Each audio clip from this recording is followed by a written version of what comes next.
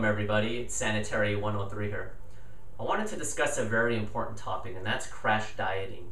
Now, crash dieting in the long run just doesn't work, but before I get into that, I wanted to go over some personal experience of mine with crash dieting. In high school, I used to wrestle. Now, I'm not talking about the WWE stuff, WWF, the fake stuff. I'm talking about real collegiate style, folk style wrestling.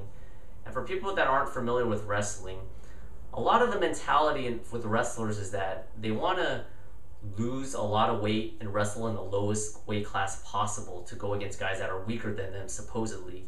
So a lot of guys will go through extreme measures to lose weight. Now, my first 2 years in wrestling, my freshman and sophomore year, I didn't have to worry about that because I was really undersized and really small. By my junior year, though, I wanted to wrestle in a certain weight class, and regardless of how unhealthy it was, I decided, you know what, I'm going to try to make that weight class. And that's when I began crash dieting. And, I did make weight.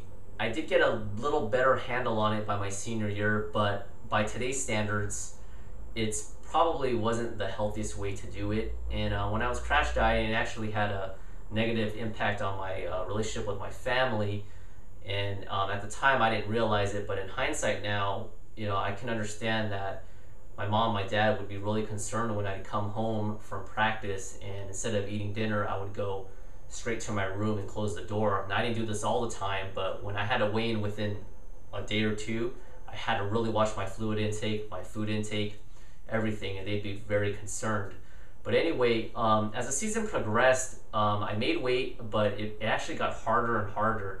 My weight would fluctuate about 15 pounds during the season. Now, some wrestlers that might be watching this video might be saying I've been 20-25 over, but I was really lean, and a lot of the weight that I was losing was a lot of water weight. So I would, that one time I was a good 7-8 pounds over the day before my weigh-in, and that was just not good. But anyway, the crash dieting eventually doesn't work, and that's why I want to talk about my personal experience with it, because for one, it slows down your metabolism like crazy, and for two, you actually lose a lot of muscle.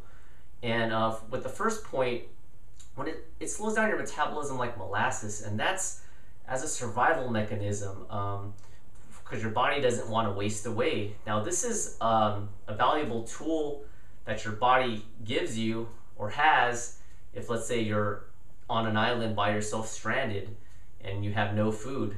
You obviously will want to survive. Your body doesn't want to die off, so it's going to slow everything down. It's going to, all the fat that you have, it's going to keep it stored, and it doesn't want to die. That's great if you're stranded on an island, but we all don't live on an island. We live at home, right? We go to work, we have jobs, etc., etc. So in general, if you're crash dieting, you definitely just don't want to do it, because the main thing is that it's not healthy and it doesn't work in the long run.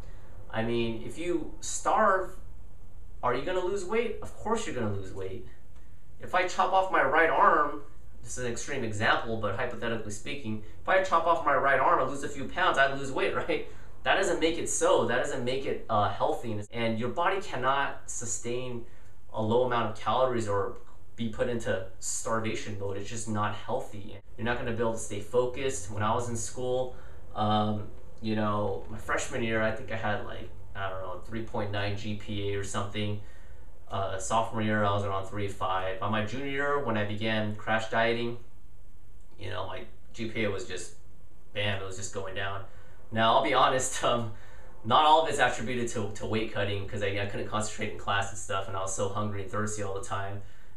By senior year, I had senioritis, and I was cutting school, But anyway, that's one of it didn't help that I couldn't focus in class when I was in class, and that's definitely a contributing factor to a lower GPA. But thank God it didn't catch up to me in the academic department, so to speak. But anyways, in general, I just want to do a quick video about that, about my personal experience with it. Definitely, if you're crash dieting, I don't recommend it, please. It's not good for your health. You're going to be putting your health in danger, obviously. It's not good, and it doesn't work, because you want to be safe. That's the most important thing. So that's about it. Hope you guys and gals have enjoyed my semi-little personal story with that you don't want to crash diet. Have a diet that you can stick to in the long run, and those are the ones that are most successful. And that's it. See you next time.